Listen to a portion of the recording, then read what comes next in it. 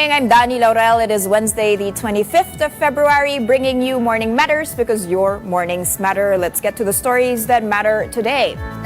Protesters are set to take over EDSA today for the 3rd trillion peso march to mark the 40th anniversary of the People Power Revolution. We will check the situation on the ground later in the program.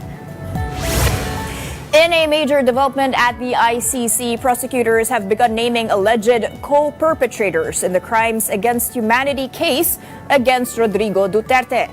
The confirmation hearing also revisited the implementation of Oplan Double Barrel and Oplan Tokhang under the Duterte administration. And Vice President Sara Duterte says she has come to terms with the possibility that her father, former President Rodrigo Duterte, may never return to the Philippines.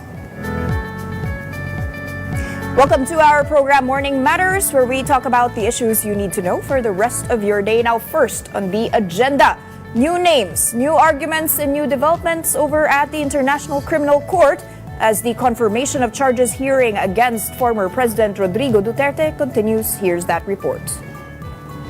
8 individuals have now been identified as alleged co-perpetrators or accomplices of former President Rodrigo Duterte. Aside from former Philippine National Police Chief and now Senator Bato de la Rosa, former Special Assistant to the President and now Senator Bongo, former Justice Secretary Vitaliano Aguirre II, former Davao City Police Chief Vicente Danao, and former NBI Chief Dante Gueran. Also included are former PNP Chiefs Camilo Cascolan and Oscar Albayalde, as well as former PIDEA Chief Isidro La Peña. The prosecution went through earlier public statements of the alleged accomplices to support what they describe as a common plan to carry out the killings.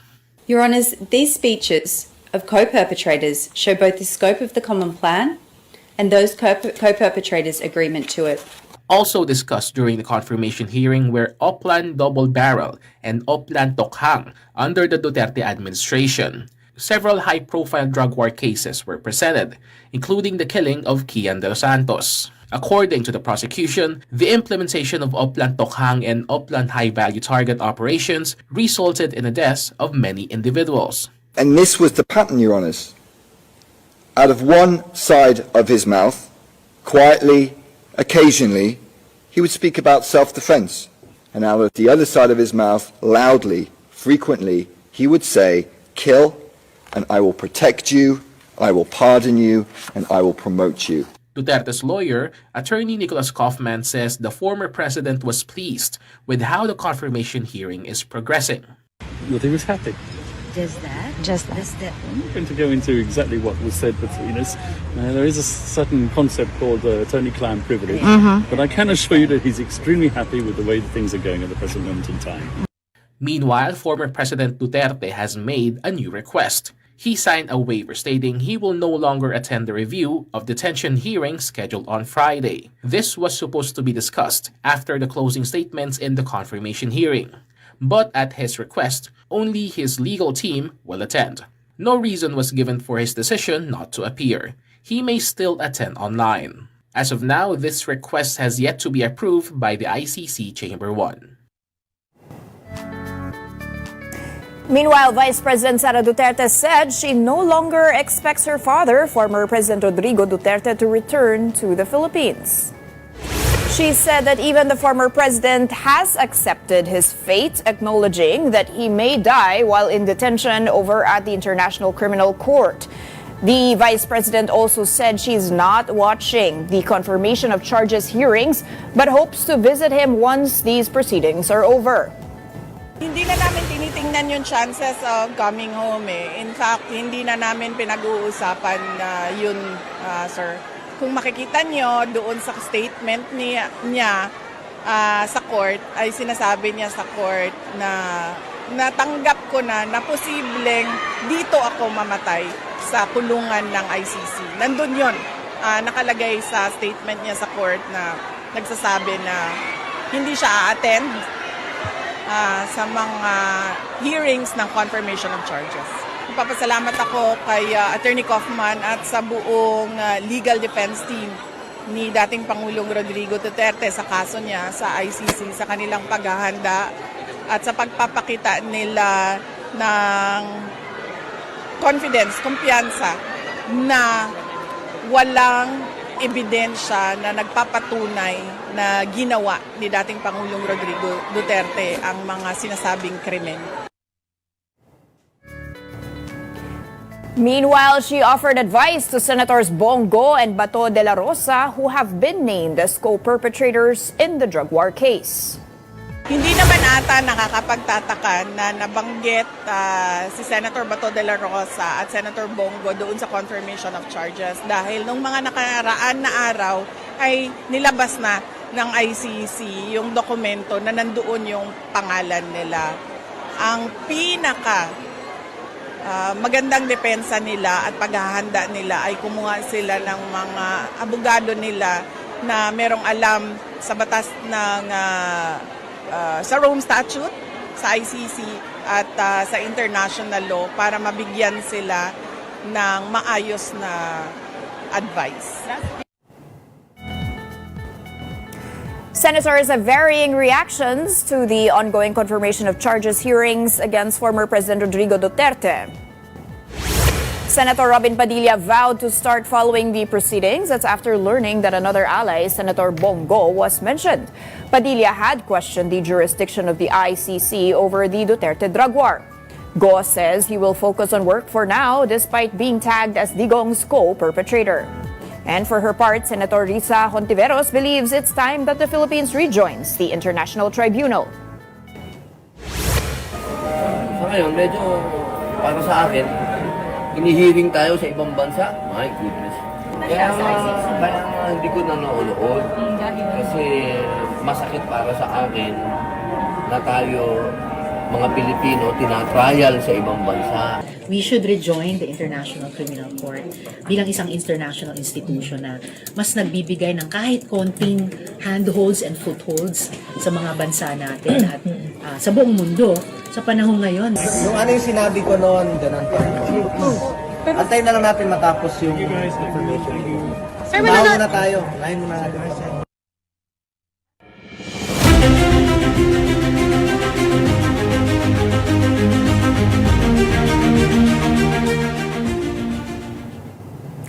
Several groups are holding the third edition of the Trillion Peso March today, February 25th. That's coinciding with the 40th anniversary of the EDSA People Power Revolution. For the latest, we have with us mobile journalist Marymon Reyes on the ground. Marymon, I understand around 9 a.m. pa yung program magsisimula, but what is the mood there right now? Madami na bang tao?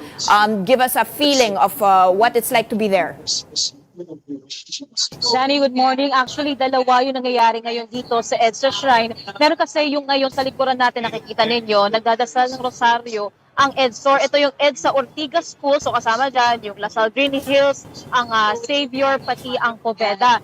Ito, isang bahagi ito on the sides of EDSA 40 na hiwalay daw ito pero pinayagan sila ng simbahan dito ng EDSA Shrine na para nga isagawa ito. After nito, magkakaroon sila ng floral offerings and then pupunta naman sila sa Poveda for mass na hiwalay na raw talaga sa usapin ngayon ng EDSA. Pero dito naman sa likuran ko, ito naman yung pagpupulong ng mga taong kabilang sa Trillion Peso March. So napuno na itong mga to at iilan pa lang ito sa mga inaasahan na magpa-participate kasi meron pang magmamarcha mula sa kabataan from schools or universities na mag-walk out or ibang mga coalitions. Nakausap natin kanina si Tindig Pilipinas co-convener Kiko Aquino D. At ang plano nga nila dito pagkatapos itong prayer ng floral offerings, yung pagpupulong naman, hinihintay pa nila ilang makikilahok sa TPM o yung Trillion Peso March, pupunta sila sa People Power Monument para naman sa programa. Around 1 o'clock, magkakaroon na sila ng brief program. 2 o'clock, yung mga booths and activities nila, may mga exhibit daw sila doon na gagawin. And then 3 o'clock to 5:30 p.m. inaasahan na yung pinaka-main program sa People Power Monument. Sa ngayon, very energetic pa sila pero ang nasabi rin dito ni Kiko, since working day ngayon, aware din daw sila sa possibility na either yung tansya nila na 20 to 30,000 na sa mga lumipas na people na Trillion Peso March, baka either pareho or baka mababa ang bilang dahil nga yung ilan daw sa mga gustong sumali dito ay may pasok, yung ilan sa kanila umabsent o kaya naman daw nag-take ng kanilang mga leave. So far, kaninang umaga, around 6 a.m., nandito tayo, nakita na natin yung mga pulis na nakapaligid. Nakastation na sila sa kahabaan ng EDSA Ortigas dito sa harap sa paligid ng EDSA Shrine.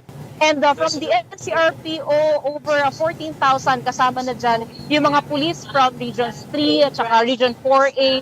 Pero dito to be specific sa EDSA Shrine, around 5,000 ang deployed dito sa EDSA rather. Pero sa kabuuan ng EDSA 40, more or less 14,000 na kapulisan ang nakadeploy para masiguro na hindi magkakagulo itong araw ng paggunita ng 40th anniversary ng People Power Revolution. Dani.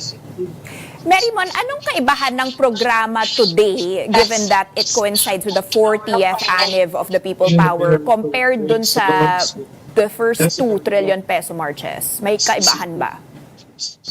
Actually, Dani, yung program proper na nakuha kasi natin dito, to be specific sa EDSA Shrine, 9 o'clock and then 12 o'clock, tapos 6 o'clock mamaya, tuloy-tuloy yung mga gisa dito sa EDSA Shrine. And then meron din 4 o'clock in the afternoon yung Grand Marian Procession kung saan yung ilang mga imahen doon sa gilid, ipaparada siya dito sa EDSA Shrine, lalabas ng Ortigas, ikot ulit papunta dito para naman later on 6 o'clock in the evening, mag-meet lahat dito, even yung mga galing sa Trillion Peso March para sa kanilang grand mass celebration.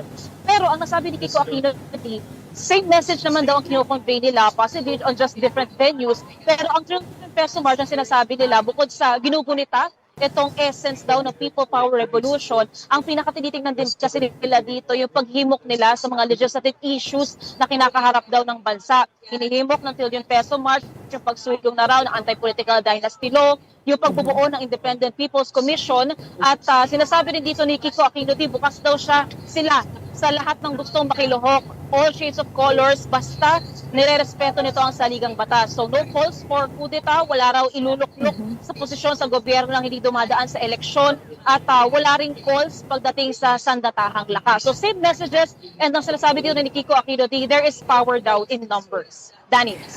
Marymon, meron bang sentiment of merong opposition, merong pro-Duterte ba dyan? Ano ba yung sentiment dyan? Kasi this is a recollection of an anti-Marcos event 40 years ago. Is that the sentiment? Is there a pro-Duterte sentiment, especially as these ICC pre-trial hearings are ongoing? Meron bang mga iba-ibang camps dyan?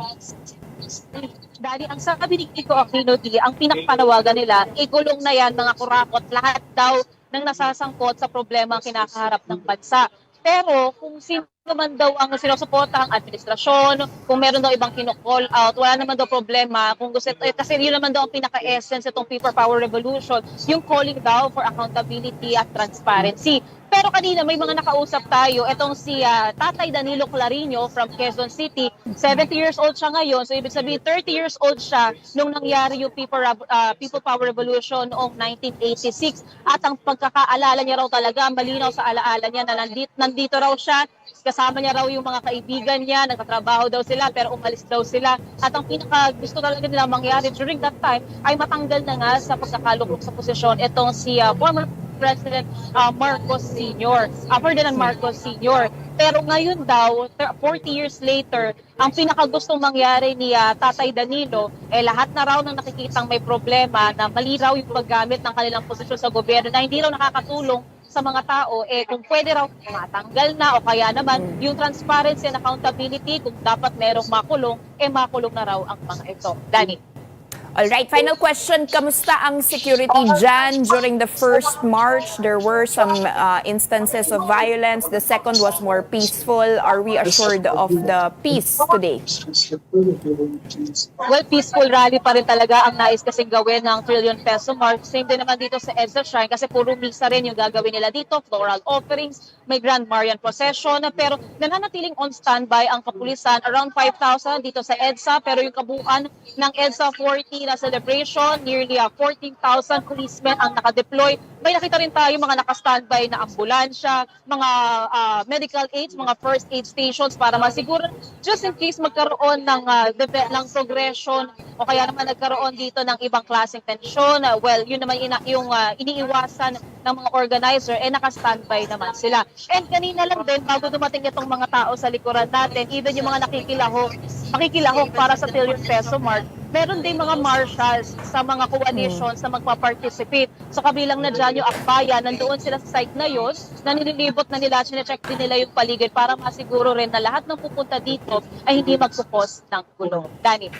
Alright, maraming salamat. We'll check in on you throughout the day once the program officially begins. Thank you so much, mobile journalist Marimon Reyes, reporting to us live from EDSA.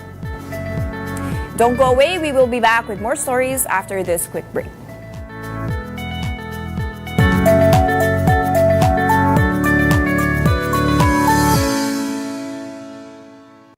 Welcome back. You're still watching Morning Matters here on One News.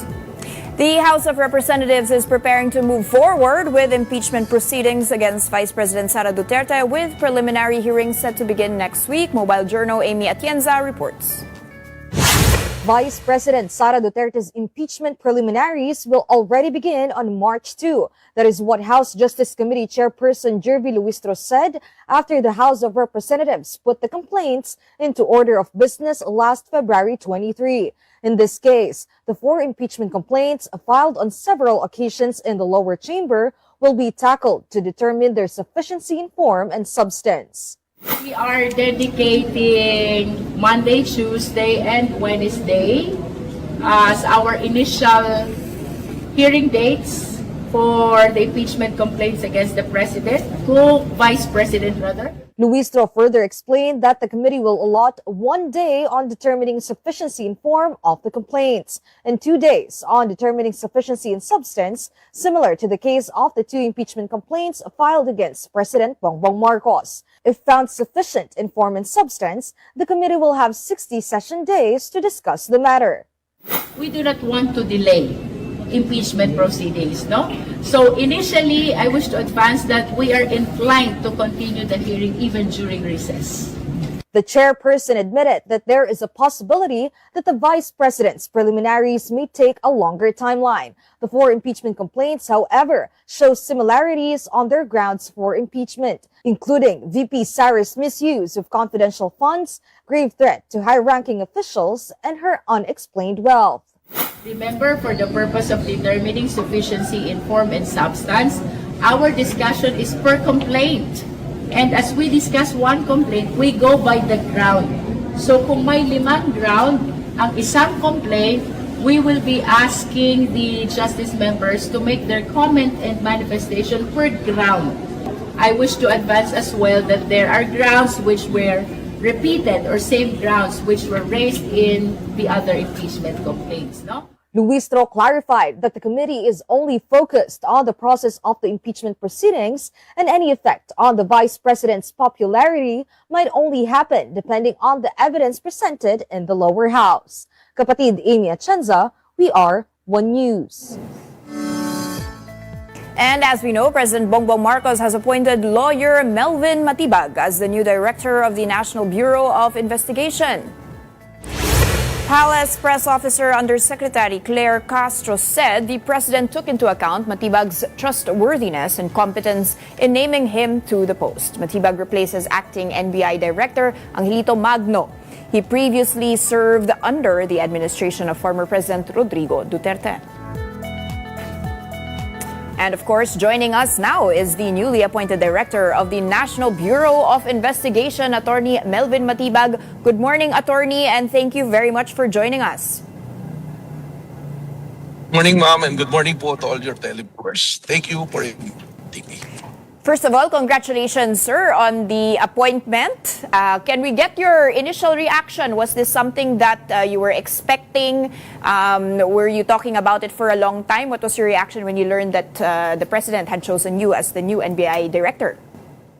Well, I'm grateful to my reaction is I'm very grateful to the president for the trust and confidence in appointing me, naming as NBA director. So I'm very happy. Even before, again, in this capacity. So that's it. Pasalamat ako sa ating Pangulo. All right. Sir, what is the feeling, especially since you, of course, served in the cabinet of former President Rodrigo Duterte? Is there anything that changes for you? Are you happy to serve in two very, very different administrations? Well, sa akin, ang importante rito siguro yung mandato na binigay sa'yo na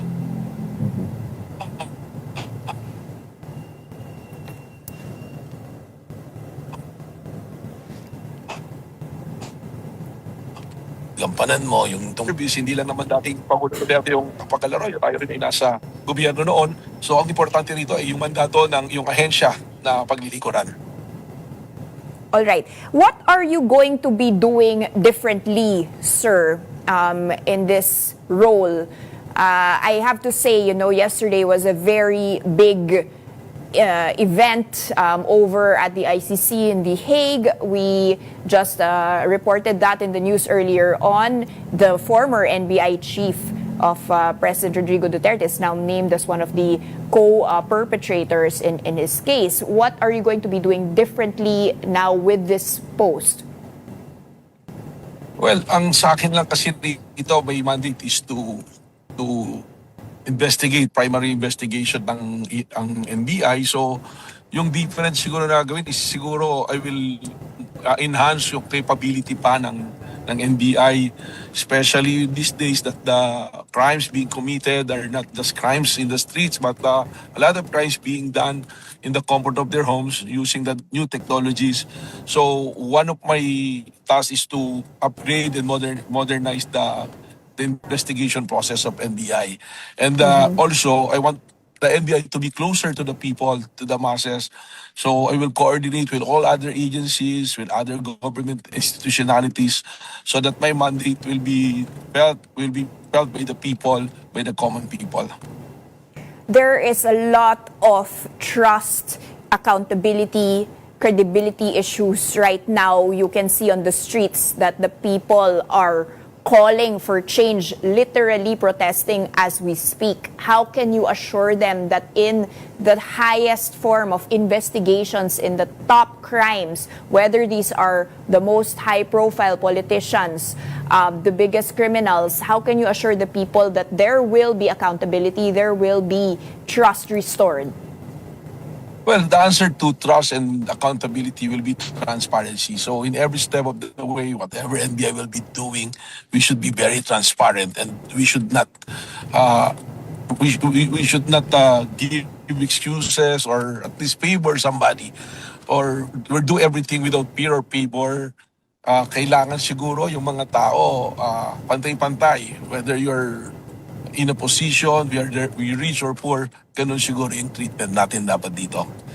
Pare-parehas yung barometer natin with serving and investigating ang ating mga mamamayan. Ano pong masasabi nyo specific to the flood control corruption scandal that's going on right now, even the current impeachment case that's being looked at versus VP Sara? Ano pong masasabi nyo sa public ngayon na nakikilahok dun sa trillion peso march? Where are the big fish? Are we going to be seeing people behind bars? How active are you in pursuing this? What's the timeline here? Yes, alam naman natin, may proseso talaga lahat yung ginagawa. Well, unang-una, nire-respeto natin yung kanilang pagpapahayag ng kanilang saloobin. In a democratic country, that is part of the democratic process. But also, we have to remember na lahat naman ng pananagutan kailangan dumaan din sa proseso. Meron tayong justice system. And I think it's working. Meron namang mga kinasuhan na at tuloy-tuloy naman ang pagkakaso.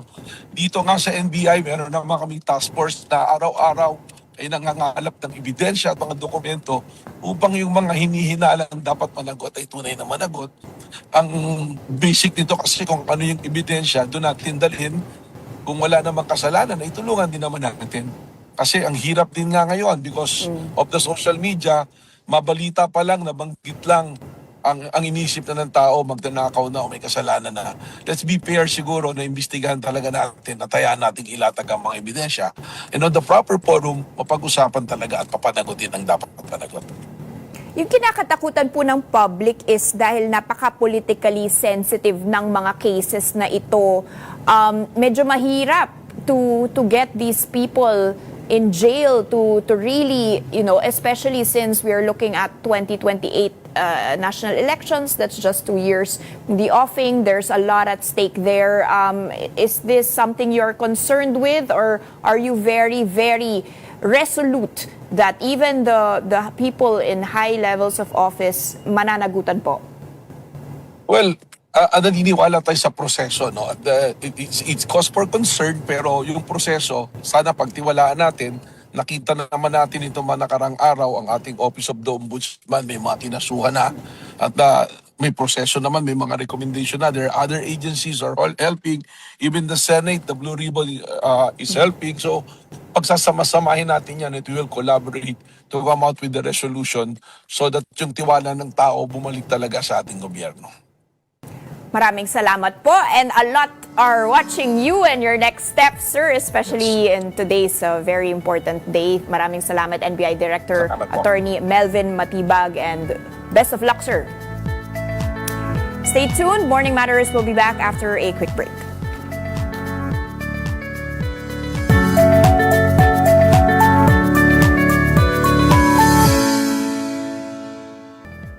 Good morning, I'm Dani Laurel, and here on Morning Matters, we talk about the most pressing issues and give you the context behind the headlines.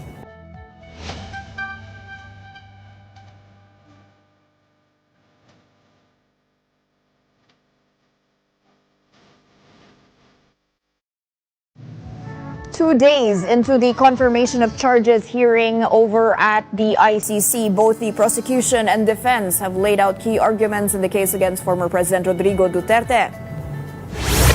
On day one, the ICC formally read the charges against Duterte, including counts of murder and attempted murder allegedly linked to the drug war from his time as Davao City Mayor to his presidency. The prosecution stressed accountability for what is described as mass crimes, while lawyers for the victims' families said justice remains elusive. The defense, meanwhile, urged the court to focus on evidence and dismiss the allegations. On day two, prosecutors identified 8 alleged co-perpetrators and presented anti-drug operations and high-profile cases, including the killing of Kian de los Santos, to support what they called a common plan behind the killings. Duterte's lawyers said the former president is satisfied with how proceedings are unfolding as the confirmation hearing continues. To help us better understand the developments at the ICC, we are joined today by international law expert Attorney Romel Bagares. Good to have you with us, Attorney. Welcome. Good morning, Danny, and good morning to our viewers. Good morning. Sir, let's just take a step back, maybe for our viewers to digest how significant is this confirmation of charges stage at the ICC, and based on what you've seen in the first 2 days, which direction is this heading? Are we heading for a trial? Is there still a very big risk that the case might be amended or even dismissed for trial? The confirmation charges stage, this is the last part of the pretrial stage. This is where the judges determine whether there are substantive grounds to actually hold Mr. Duterte to trial. If the evidence presented are not rebutted.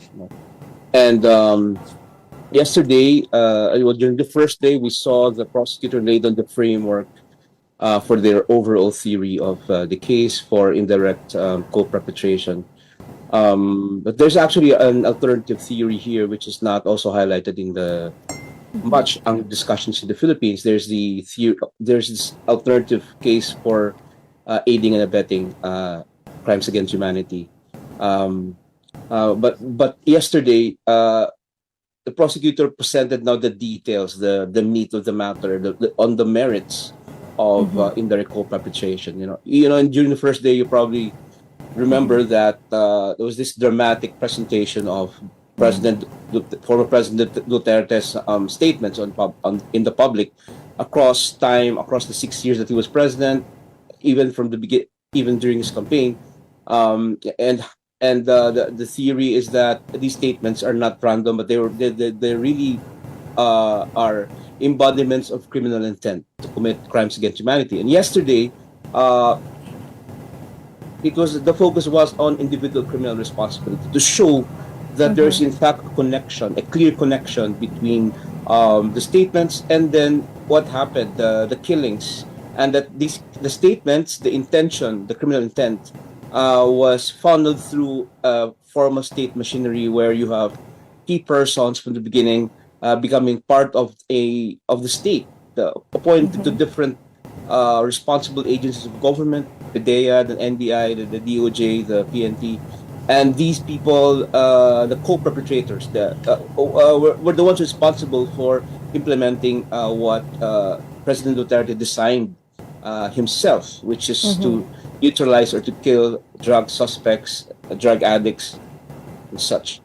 Okay. Well, let's dig a bit deeper. No, we had reports earlier on that actually former President Rodrigo Duterte was quote unquote happy with how the defense did it. Why would he be happy? In which sense is this? Do you feel that they have a strong defense? Well, we don't. Well, of course, the President Duterte will have his own take on how the proceedings have unrolled so far. Actually, the defense will have their chance to lay down their own counter arguments and counter evidence on Thursday. Right? So we don't really know yet exactly what shape the defense will take. But essentially, they will have to show that number one, the statements are not related to the killings. That the killings are totally arbitrary and random. That there's no state machinery, there's no state policy to kill people in the drug war. So that's what the defense should be doing tomorrow. They should poke holes in the narrative of the prosecution. This is not the first case as such taken up in the ICC. We have several or a few that somehow parallel what happened in the Philippines in some scale. And there was a conviction, but later on there was an acquittal on appeal, right? Okay. So there's that element there also, where the prosecutor has to show that there is really a policy, and the president was at the center of that policy, and there's a machinery that implemented that policy. This is the causation aspect to the case, and that's the job of the defense tomorrow, to show that. Or to concretely put it, that they should be able to show evidence that rebut clearly the narrative presented by the prosecutor in the last 2 days.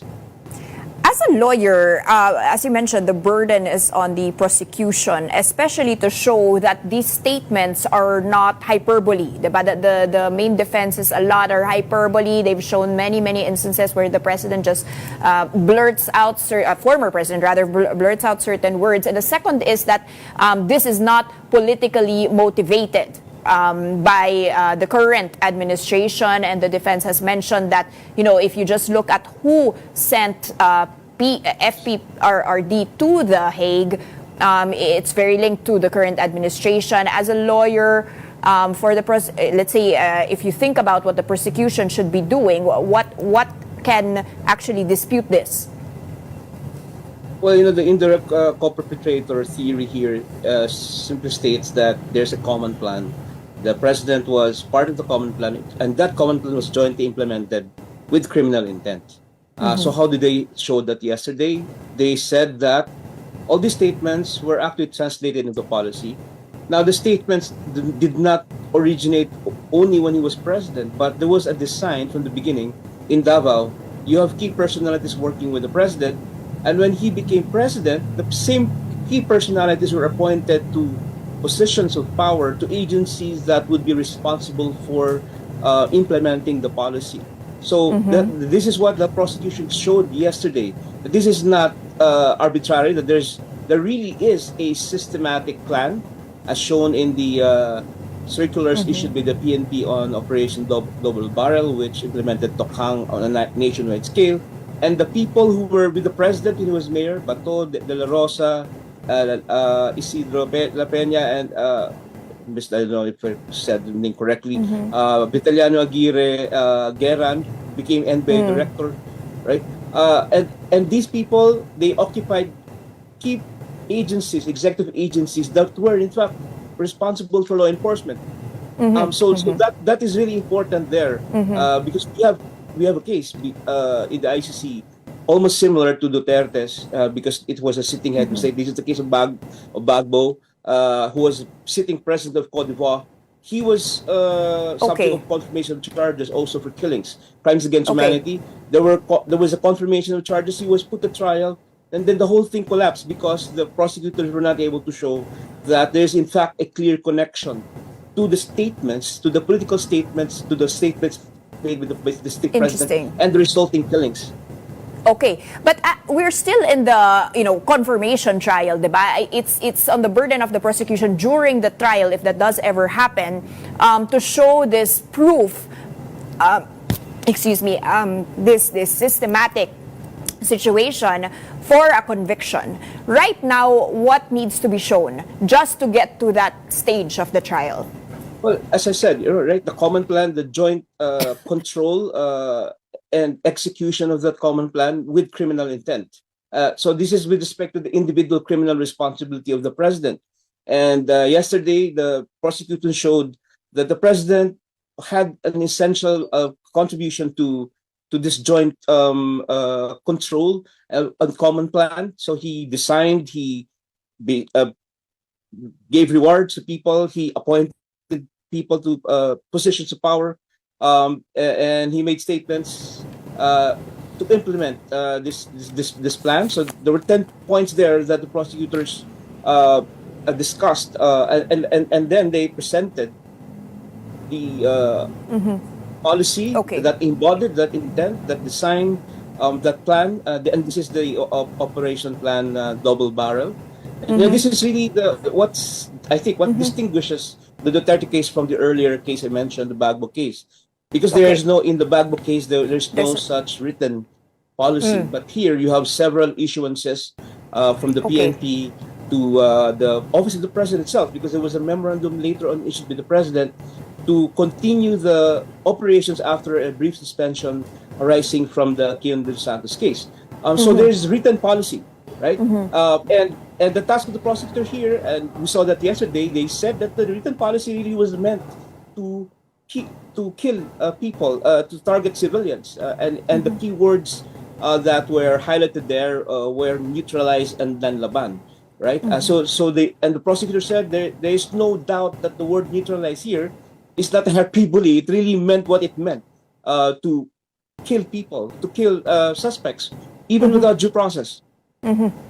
Sir, let's talk about the 8 co-perpetrators that were named. Is this just giving of evidence, or is there going to be a next steps here in terms of possible arrests, digging deeper into these specific people and their roles? How will this happen, or is there nothing to be said for at least for this week? Are there any new developments just because they were named? Well, they were named because they were co-perpetrators and they were essential to the story, because without them, the president would not have been able to implement the policy, right? But without the president, there would be no such policy, and the drug war would not have been carried out the way it was carried out during those 6 years when Duterte was in power. But I would imagine that at this stage there should already be arrest warrants, albeit they perhaps, or most likely, they have been sealed, meaning that they had not been made public, because in the rules of the ICC, the prosecutor can actually choose to make public the arrest warrants. In the case of Duterte, actually, initially the arrest warrant was sealed, but the decision was taken up later, that perhaps we should now make this public given the turn of circumstances in the Philippines. The other day was that yesterday we heard the DILG secretary say that they are now looking for the people who have been named as co-perpetrators in the charge sheet before the document containing charges rather before the ICC. So I think if you put two and two together, that means that there really is already such an arrest warrant, but it's been sealed, or a set of arrest warrants against the other named co-perpetrators. Is there a risk that something happens during the pre-trial, or is this something that you think will happen after, if the confirmation actually occurs? At this stage, is there any arrest that you could expect to happen? It already all depends on our law enforcement authorities. But as you can see in the Duterte case, there will be no confirmation of charges for them if they're not arrested. Because it's a requirement for the confirmation of charges that the suspect be present during the confirmation. Otherwise, there will be no confirmation at all. That is why the arrest warrants are really key to moving the case with respect to them. As a lawyer, can you nuance a co-perpetrator from one who could possibly actually be a state witness to these crimes, or somebody that was coerced to be part of this systemic situation? We've heard that, in fact, in the last 2 days, that there are insiders. This is really also important, that aside from the documentation, the witnesses to the crimes, you have insiders who were part of the plan, and they helped implement the plan. But at some point, they had a change of heart, and then they decided to stop doing what they were being asked to do. And that's quite possible. So you actually need insiders in this prosecution if you want it to be successful. And we've seen that also in the past prosecutions in the ICC, that the policy, if the policy is there, someone has to testify that this is in fact the policy, and this policy was really meant to implement, to kill people, to commit crimes against humanity.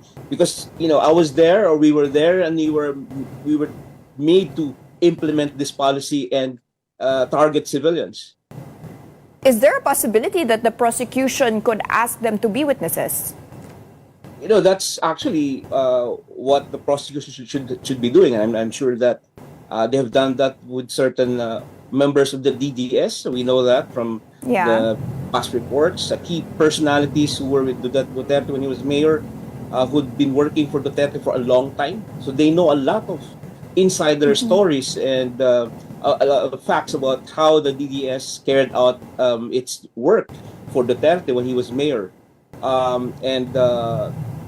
That's really essential, that you get someone who was there, who was part of the whole plan, and can testify as to exactly, number one, the intent is important, and number two, the nature of the policy, and then how it was implemented. Would that get them, quote unquote, off the hook? Well, we have similar principles, right, in the Philippines, that they should not be the most guilty, that and later on they will be discharged as witness to the trial. So we have similar principles in international criminal law, because there's a recognition there that you cannot effectively prosecute cases of this nature, very complex, requiring evidence, right, without people who actually were there. So there are rules for that also in international criminal law, as practiced in the ICC. Two of them are sitting senators. Are they in any shape or form immune at the moment from arrests or from having to participate if called by the ICC? Well, there's that debate, right? Because our jurisprudence so far said that if the Senate is in session, then the tradition is that you may not be arrested while the Senate is in session. But there's also the argument that this is a different case. This is a case involving international criminal justice. The stakes are higher. What are involved are norms that are binding on the international community. And this is also the first time that there's such a prosecution for sitting legislators. So I would imagine that if there's such an arrest warrant and the Senate or Congress is in session, this question might go to court, because we don't have any precedent just yet. It is a political practice. It is legislative practice. We've seen that many times during the Arroyo administration when certain progressive legislators were targeted for prosecution, and they practically lived out of the halls of Congress, of the House of Representatives, when arrest warrants were issued against them by local courts. But in this case, since we have not officially rejoined the ICC, and it took quite some force to even get former President Rodrigo Duterte to The Hague, do they have, let's say, is there a weaker case for them to be brought to The Hague at this moment, or is there going to be a significant shift once we do rejoin the ICC? In the ICC there are also rules for informal cooperation. And that's what actually we saw when President Duterte was arrested and surrendered to the ICC. Ostensibly, clearly we've withdrawn from the Rome Statute, but within the Rome Statute itself, there are rules there dealing with informal cooperation. And once you cooperate informally, there's also a corresponding set of obligations, and that's what the Philippines did, without doubt, through the pronouncements before and after the arrest of President Duterte. We've seen that, in fact, the Marcos administration had been cooperating with the International Criminal Court through backroom discussions and negotiations. So with that informal cooperation, according to the ICC rules, the Philippines accepted certain obligations with respect to the ICC. And but of course, it's a very unpopular political move. And we don't know how things will turn out if this second set of arrest warrants are actually issued against key allies of the president, like Senator De La Rosa and Senator Bongo, closely identified with the president. What is your take on VP Sara officially announcing her bid for the presidency in just 2 years? Would this, let's say, protect the co-perpetrators in any way if she does win the highest level of office? Well, that's what you see here, really, the political side to the prosecution. Although the politics in the Philippines will not affect the proceedings, strictly speaking, but you can see in the statements of the lead defense counsel, Nicholas Kaufman, that his statements there are not wholly legal. He was actually addressing the constituency of the president, of Duterte. And this announcement, of course, is not coincidental. There is a political pattern to it. It's announcing that the stakes are now really high, and people or politicians should take note that it's going to be a war path from here on. Have you seen situations, you are of course an international lawyer, in other countries that have withdrawn or not joined the ICC, that truly they keep the jurisdictions separate? So is there that risk if Sara Duterte does become president in 2 years, that we contain this jurisdiction as her father had done? Even if she becomes president and there are actually pending cases, let's say the case or against Senator Bato, Senator Bongo, the case will still be there. They will not go away because they've been filed already.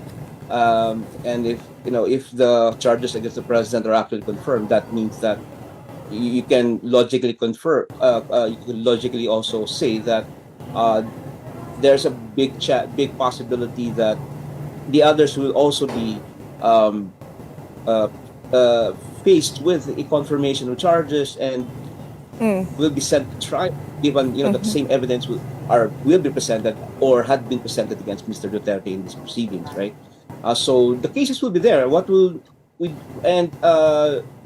actually limit the world for the co-perpetrators. They will not be able to travel to certain places because of the pending arrest warrants and such, and they can even be subject to financial sanctions. Okay, so it's more the pressure is on for these people. The life will never be the same as before. What could this mean for accountability and international justice for the leaders that we have right now not just related to this drug war, but to a lot of other bigger scandals. Is there a stronger sense of transparency, trust now that we are watching a former president in these confirmation hearings?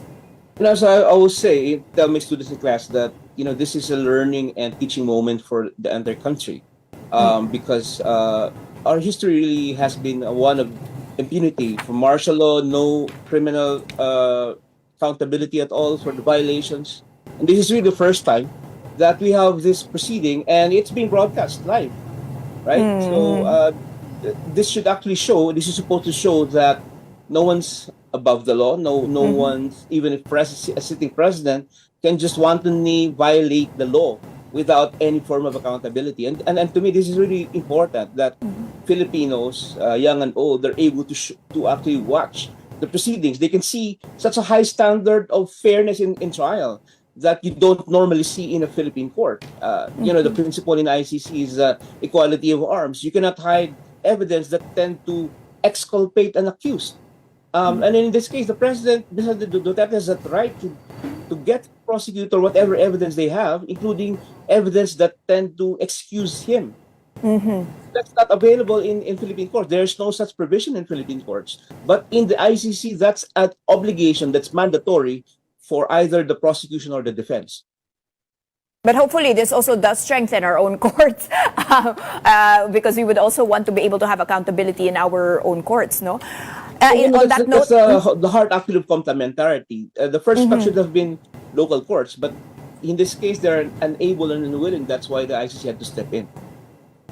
All right. Well, thank you so much for your time and insights, Attorney Romel Bagares, international law expert. Welcome. On to other news, actress Kylie Padilla had a humorous response regarding her father, Senator Robin Padilla's possible 2028 vice presidential run. In an ambush interview with News 5, she repeatedly said, "Aalis na ako ng Pilipinas," when asked if she supported his political plans. She later clarified on Instagram that her remark was about wanting a quiet life, not a criticism of her father, adding that she trusts his judgment and the good work he's doing for the country. Reaction mo lang, may tatakbo daw si Sen. Robin Padilla if sasabihan ni Duterte for Vice President. Your thoughts lang as the daughter? Aalis na ako ng Pilipinas. Why naman? I have no reaction, but aalis na ako ng Pilipinas. Grabe naman. Are you supporting his political career? Aalis na po ako ng Pilipinas. Yun lang po ang comment. Hindi, wala lang. Ano lang naman. I trust in my father's judgment. Moving to sports, here are some of the latest headlines. Boxing icons Manny Pacquiao and Floyd Mayweather have agreed to a rematch set for September 19th that is in Las Vegas. This fight comes 11 years after Mayweather's win in the record-breaking 2015 bout. Pacquiao is also set to face Ruslan Provodnikov in April as part of his comeback. Over in the PVL, Signal handed PLDT its first loss in the All-Filipino Conference, sweeping the high-speed hitters in straight sets. Erica Santos led with 17 points as Signal improved to 4-1, while PLDT fell to 3-1. Meanwhile, Akari finally entered the win column at the expense of sister team NX-led. Ivy Laksina led the balanced attack with 22 points built on 20 attacks and 2 blocks. And that wraps up today's episode of Morning Matters. We hope we have given you just the right start to your morning. Let's make the day matter. I'm Danny Laurel, kapatid. We are One News, all sides, all the time.